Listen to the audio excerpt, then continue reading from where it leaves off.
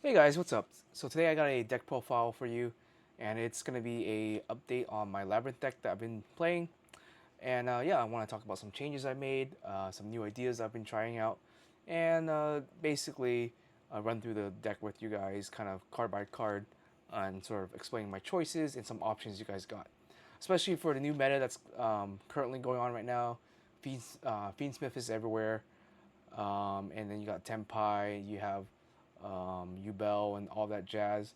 So yeah, there's quite a few top contenders for good decks, and we kind of have to change the deck a little bit to kind of try to combat it. As of the way things stand, hand traps aren't as powerful, and neither are board breakers. It's kind of weird because usually it's either board breakers are really good and hand traps are bad, or hand traps are really good and board breakers are bad. But because of the Smith engine, it's made um, both options kind of terrible. Because if you go for the hand trap route, then you have to draw multiple forms of hand traps and interruption in order to kind of stop their combo.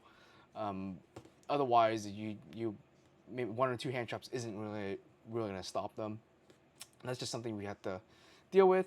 And if you go for a board breaker approach, they generally have some sort of negation up, and so that doesn't really work that well either. Even though Baron is gone and Borreload Savage is gone, yeah, they still got some negations going on. They're not really omnigates, but they're still good enough to stop most board breakers. So if you go board breaker route, you're gonna need multiple board breakers. You're gonna need to go second, because if you go first with board breakers, there's chances you're gonna brick with it. So I think hand traps are better than board breakers in my opinion, but then again, we need to run quite a few of them. But this deck doesn't actually run that many hand traps, which is kind of weird and ironic. I'll kind of explain to you how it generally works and um, what my kind of results have been. I haven't really been into many major tournaments or anything, just mostly locals, and I've done okay with the deck. I haven't really honestly played against too many Fiendsmith decks, so I can't really elaborate on how well this would do against them, but I can at least give you guys a general rundown of how the deck is going to play. All right, so if you watch my previous videos, you've seen that I've been using Paw of Extravagance for quite a while.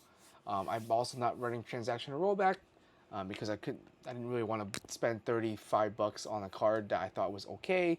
Um, right now, I think transactional rollback is kind of falling out of favor anyways. I think it's sitting around like under $20 now.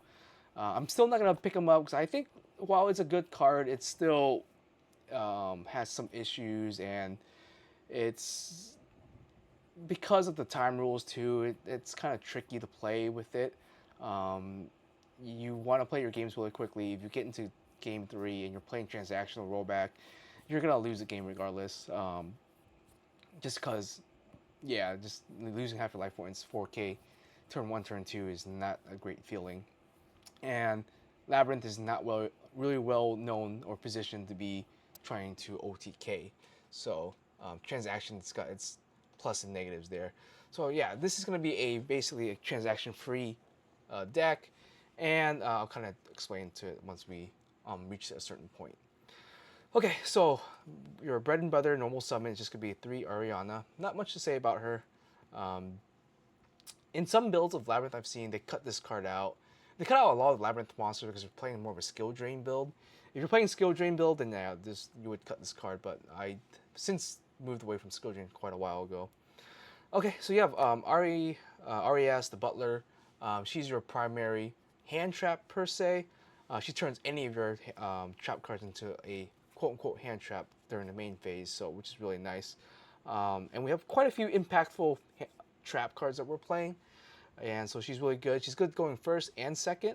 I always like to see her in my opening hands, and so triple RES I believe is the way to go with this particular build, and I'll talk about that in a second.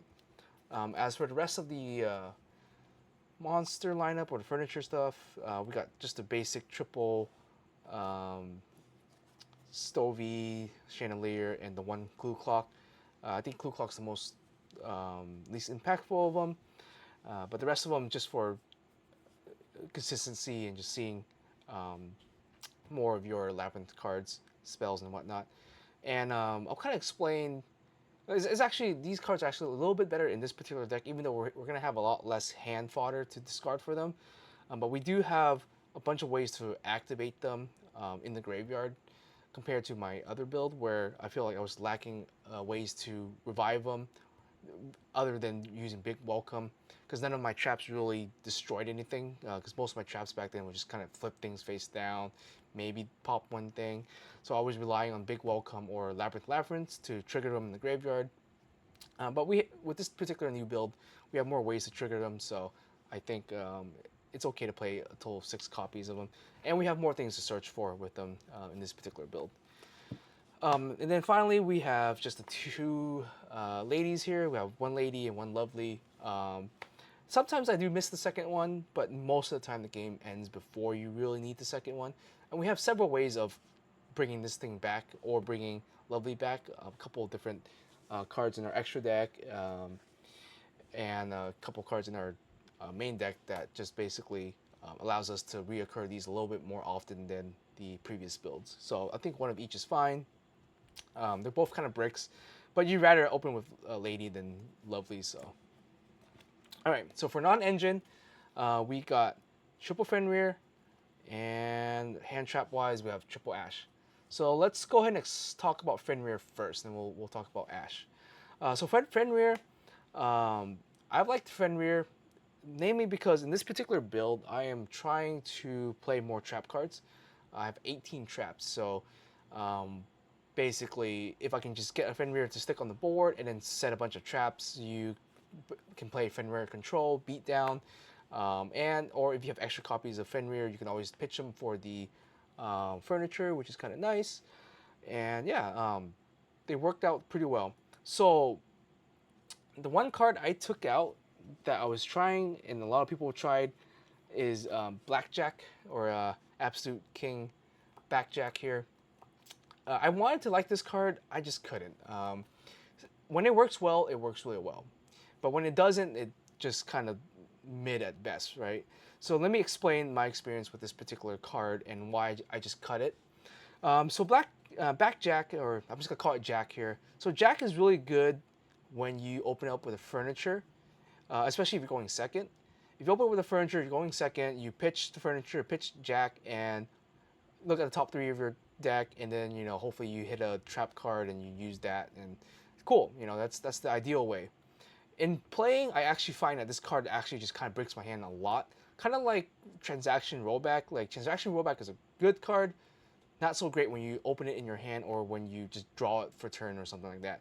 And that's what I found that I just did not like, was just seeing this card and not seeing a furniture. Because then, if I see this card and I see a bunch of traps, what do, right?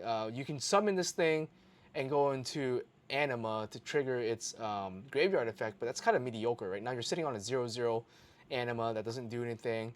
Maybe when Link Karibo was not banned, you can go into Link Karibo and have something to defend yourself with. But with Link Karibo being banned, there's not much you can really do to this card other than trying to discard it via furniture or just setting it face down or something like that. I didn't like that, especially opening up, going first. If I had no furniture, it was dead.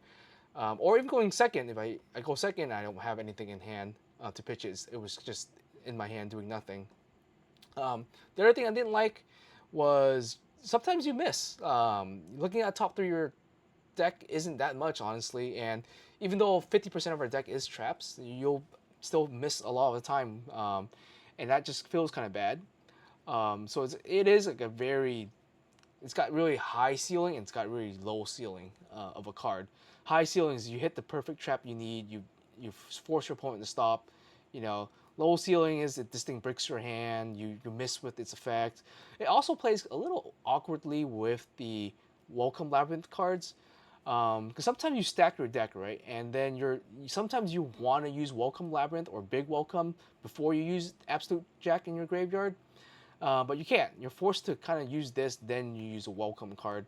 So sometimes that doesn't come up that often, but sometimes it does mess me up a little bit. Or I totally forget about having Jack in the graveyard, and I just draw my trap card I was supposed to send and whatnot. So that's kind of like my experience with this card. I'm playing both in real life and in Master Duel. So if you like the card, it's still a good card. It's just to my personal preference, I didn't like it that much. It wasn't impactful enough for me to want to see multiple copies of this in my opening hands or just drawing it later.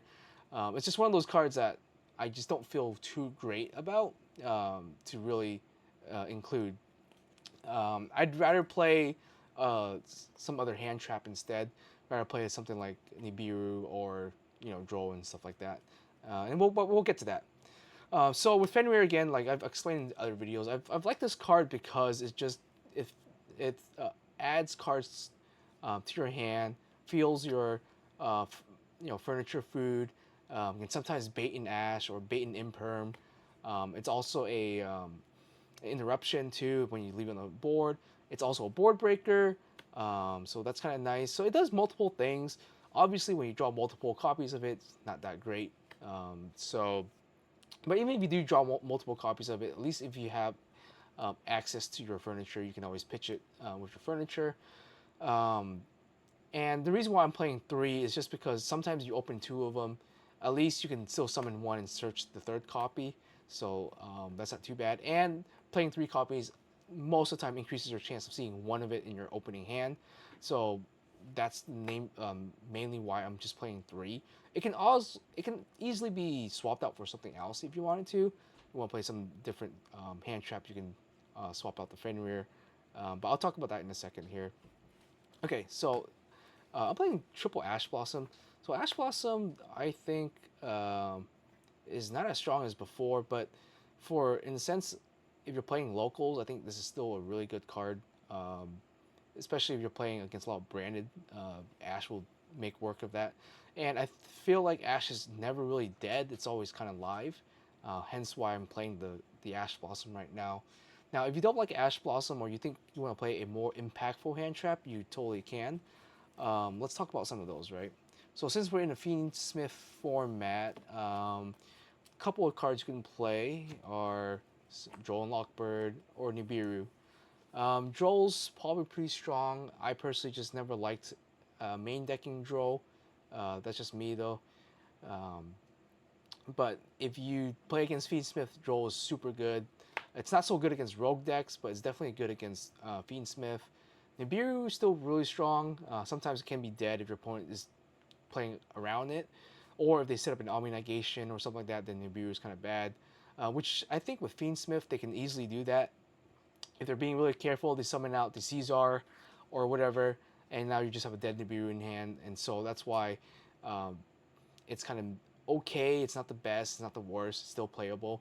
Like for Nibiru to be really good, you need Imperm plus Nibiru. Nibiru by himself will not do anything. With Droll by itself can do stuff. Droll can stop or end a turn depending on what deck it is. Um, Ash is just generic. It's just super easy to play. Not really much to think about it. So that's hence why I'm playing the Ash Blossom over any of these other hand traps. But yeah, all right. Let's get on to spells. For spells, I'm only playing two spells. Playing Labrynth, and Labrynth Setup. This is kind of a card that no one really plays because it's kind of hard to use, and it's kind of bricky. Can be bricky sometimes, but if used correctly, this card can just outright win you the game because it puts you so far ahead of your opponent that they don't really have an option to come back. Especially if you're also behind, it kind of helps you close that gap a little bit by just putting more traps and putting more ways for you to just interrupt your opponent. And to, if you're playing the long game, the grind game, just being able to shuffle back your welcome labyrinths that were banished, really handy there. So yeah, I'll explain a little bit more about this card a little bit later in the video and how to use it. Yeah. All right. As for our labyrinth traps, we're just really playing the triple of each here. Now, welcome labyrinth. Sometimes I wish I do have a second lady to use to bring it out with, but it's okay if you don't. Sometimes I just summon a random fiend monster, like I summon a Arias, and then use Arias and Ariana to make a Chaos Angel, or I summon just anything and go Link into Mug Tracker to bring back Lady. Just whatever. It's fine. It's at three, and I'll explain to you guys in a second why I'm playing three of each. Well, obviously, big welcome. You need three. Welcome, small welcome labyrinth. Most people play two, but I play three, and I'll explain that in just a second right here. So as you can see, I was playing six traps, or six of those cards, and then we were playing triple trap trick. And let me talk about the rest of the traps here. So we have triple trap trick, triple imperm, triple punishment, and then triple Daruma cannon. Okay, so now let's kind of talk about that. So we have a total of 18 traps, right? We have three of everything. And the reason why we want to do that is to give ourselves the highest opportunity to always make Trap Trick live, just by playing three copies of everything. And that just for obviously more consistent C, right? So by doing this, we just make, if we open up with Trap Trick and Arias, we have access to virtually everything. And even if we open up with like another copy of Imperm, or we open up with like a copy of this, just by playing three, you're always gonna be able to use Trap Trick to essentially make it become anything that you want, which is really really good there. Because obviously sometimes you open up with like two of these or two of that, and you're like, oh shit, or one of them. If you're just playing two copies, you open up with one of these, and suddenly Trap Trick just got a lot worse.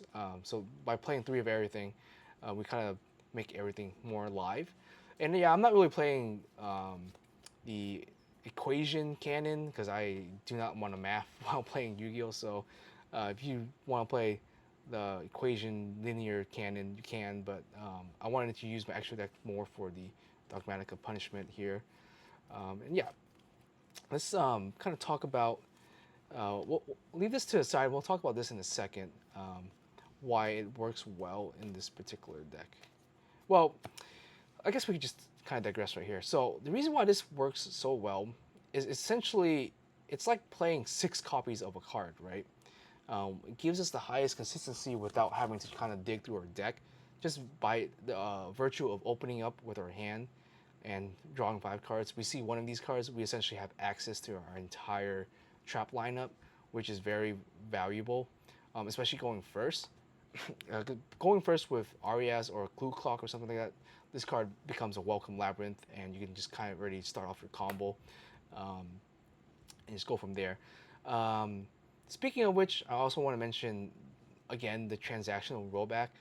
Transaction rollback doesn't work well in this particular deck, namely because it doesn't do anything in your hand, and with Arias, with the amount of traps we're playing, it doesn't really work well with Arias either, and it breaks your hand. And so to kind of mitigate that, we're not playing the blackjack nor the transaction rollback. And then I'll later in the video I'll explain how this works with the setup labyrinth in case you aren't familiar with that. All right, for extra deck, it's mainly just targets for punishments. You don't really have anything you have to play, but I have a couple of recommendations here. Let me just grab up my extra deck. So the first card here is I forget his name. Baphomet, I think. Yeah. So this one, if you send it to the graveyard by punishment, you can always bring back something that's been banished. So you always bring back a banished fiend monster. Maybe your lady or your lovely got banished. You can just banish this during your opponent's turn, bring it back. So it's kind of neat. Then Chimera, the Phantom Beast King. This one does the same thing, just for graveyard. Then you have one Entis, one Garuda. Not much to say about that. Typhoon or Typhon. Then you have this Mellow Logic Aggressor, Aggressor or Aggregator. So this one is kind of like a mini imperm when sent to the graveyard. So you can target like maybe a skill drain, or you can target whatever you want. Negate for the turn. So it's kind of nice utility there.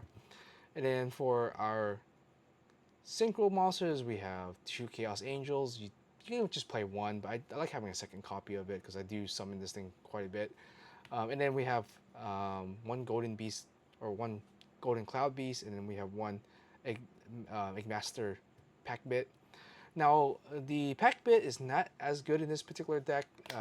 If you're not playing transaction rollback or you're not playing jackback, it's not that great. So you can definitely replace this card. I do think the ability to make force your opponent to make one of their monsters into a spell and trap is kind of neat. And against certain decks that don't have a way to interact with their back row, it's kind of nice because then now they're just maybe they lose out their ace monster, or they lose out on whatever, um, or you clog their like pendulum scale or something like that. So it's kind of a funny card. It's kind of niche, but it's also there's no other effect in the game like that except for the Flamberge and whatnot. But yeah, kind of neat. Not as good without um, the good discarding cards, but yeah. All right. Anyways, we have the Tri Brigade. This is just to send this with Garuda to draw one. Then we have our other link monsters. We have Dark, Murkcracker, SP, and a Anima. Anima here, obviously use it with Clue Clock. Dark, if they're playing against a Dark deck, you go Dark, steal their monster, then make an SP, banish something. Yeah, and Mudcracker, obviously. Um, no exclamation needed there. So that's the extra deck. So let's talk about the side deck real quick here. For side deck, pretty simple too. I'm playing triple Heavenly Lord Prison, or Lord of the Heavenly Prison, sorry. And the reason why I'm playing this card is it's just going first. If you lose your first game and you need to go first, more than likely your opponent's going to side in some back row hate, Lightning Storms, um, Harpy Sweater Duster, and potentially Heavy Storm once that maybe gets banned, or unbanned in the next couple of weeks. So it's nice to be able to go first, activate this, set 4, and then just kind of pass return. Because we are playing 18 traps, so we definitely need our the Heavenly Lord to protect that back row. Plus, we're not really playing any continuous traps, so he works a little bit better because he protects the set stuff. And if anything, he's just a giant beater. And usually you can set like a trap trick with him, and that enables your entire trap lineup. So kind of neat in that sense. Then we got triple Phantasme. Not much to say about him. And then we have the Bestials. So this is the other hand trap you can play in the main deck if you like. Instead of playing Ash or playing Fenrir, Bestials are really good against the Fiendsmith engine, especially if that's really prominent in your area. But if it's not, then I don't think you need to. For me, I play locals mostly, so not everyone there is playing Fiendsmith, and so I don't think I feel, or I don't really feel the need to main deck the Druid Swarm. But if you are playing against Fiendsmith left and right, then I'd probably main deck the Druid Swarm and main deck the Droll Lockbird instead of the Fenrir or the Ash Blossom. And then for our final couple cards here, we have 2 of each here. We have different Dimension Grounds, Dimensional Barrier, and then Full Force Virus. Ground, really good against Fiendsmith. You go first, you have a trap trick. You set it, you activate this thing, they are kind of forced to pass turn essentially.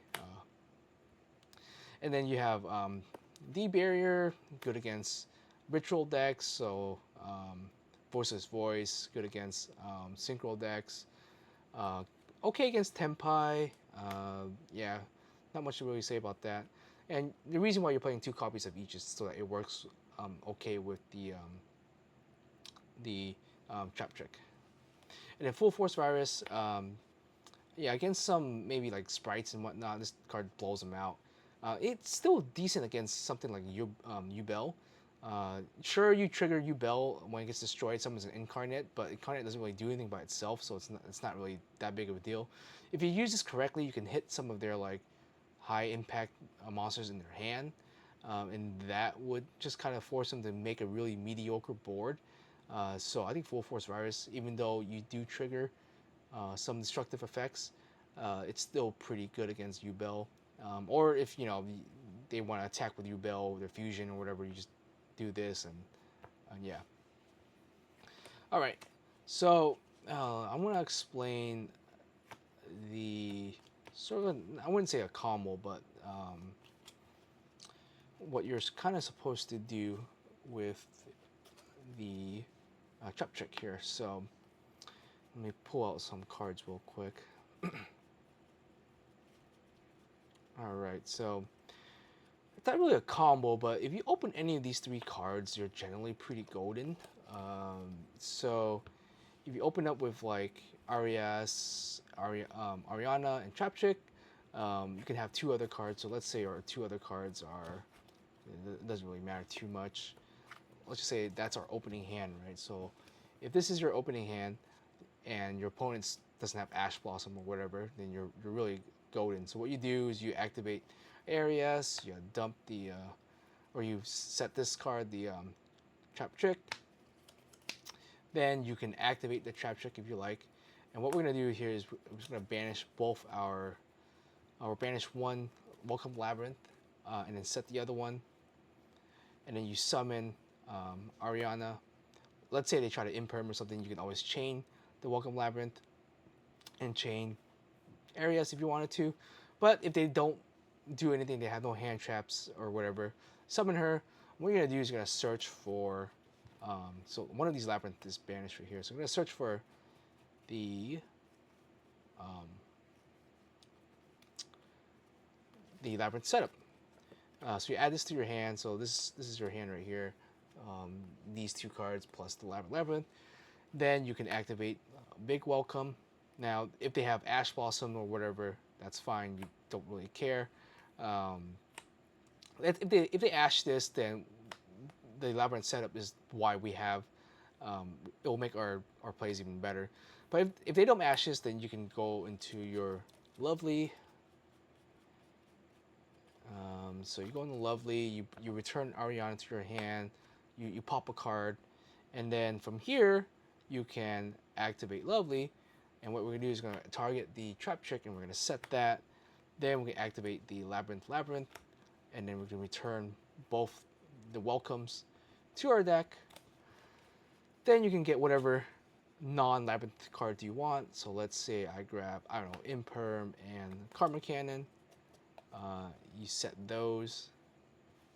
So what you currently have right now is that, right? So just doing that, you have 7 cards to their 5, assuming they didn't hand trap you at any point.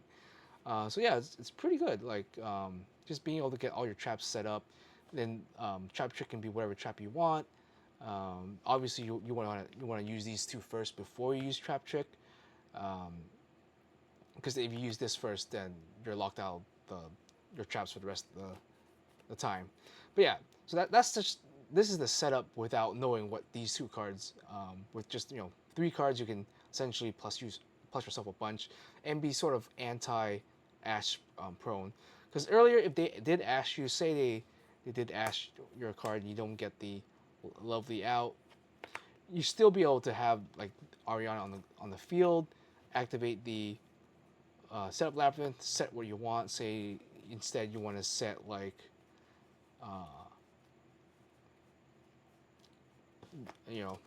a punishment instead. You have this in the graveyard. Maybe they did Ash you would have something like this. So that'd be your setup. They Ash the Welcome Labyrinth, but you still have to shuffle Welcome Labyrinth back just to set these two. So that's your field. It's not too bad, right? And plus you have some other cards. If they do something, you can pop a card, draw with the Ariana, and maybe you can flip them face down. So you still have enough interruption where it doesn't really truly matter that you didn't set up a crazy board. As long as they don't get to really do too much, develop their board, you can draw, and then you can like go into Chaos Angel. You can, whatever these cards might be, you can extend further. So yeah, like going first with this deck, I think unless you draw absolutely really bad, going first you have a very good chance of just straight up winning here. Going second though is a little tricky. my experience so far going second is I still actually won a majority of my games, mainly because the traps that we do get to use off of RES, like the Rumor Cannon plus RES, is just really, really good to end a lot of turns. Plus, in addition to our other hand traps, maybe we have Impermanent Hand, or we have Ash Blossom. Just a combination of these cards uh, is good, pretty good. Now, granted, like I said, I don't know if this is enough against Fiendsmith. I still think it's will make their board a lot weaker for sure. But um, it's there's like not too many other things you can really do to combat Fiendsmith, honestly, as a Labrynth deck or as a trap deck going second. If you go first, though, I think you can definitely shut them off. Like, there's no way they can really get to play too much. But yeah, just going second is just, trap decks, you know, the main issue there. But yeah, that's basically it. So I've been kind of playing with this deck both on Master Duel and a little bit in real life, just test playing it. And it's working out really, really well. Definitely like the Fenrir's. Um, the main thing I didn't like about the previous deck was not having really access to my extra deck because I was banishing 6 of my cards at a time to draw 2, and that means like I didn't really have utility of the extra deck, which made my monsters a lot weaker. If I banish all my Chaos Angels or Muttcracker or whatever. Granted, using punishment does lock you out of the extra deck. Hopefully, punishment with Karma Cannon is enough to stop your opponent that you won't need to go into your extra deck as much. And the fact that punishment is kind of like a 2-for-1, so it is kind of like Pot of Extravagance. Your opponent loses 2 cards to your 1, so that's kind of nice there. And what I also like is that punishment can also trigger the Labrynth furnitures, because back then I didn't really have any ways of triggering the furnitures if they were just in the graveyard, like I mentioned, using my other trap cards, because none of them were really destroy anything. So the Imperm didn't destroy anything, the Karma Cannon didn't destroy anything. So if I had these in my graveyard, if I used one of those trap cards, it didn't really bring them back. But because we are playing punishment now, if we had these cards in the graveyard, they will trigger, they will come back, and that's kind of nice there. Gives you a bit more resiliency, and yeah. Other than that, yeah, I think if I didn't mention the deck count, it's 41, 21 monsters, 2 spells, and 18 traps. So yeah. But anyways, I think that's it. It's pretty fun to play. My only suggestion is just playing around with the non-engine part of the deck, like the Fenrir's and the Ash Blossom. See what works for you. For me right now, I'm liking those particular cards, but if they don't work for you, definitely change them out. Anyways, that's it, and yeah, see you guys next time.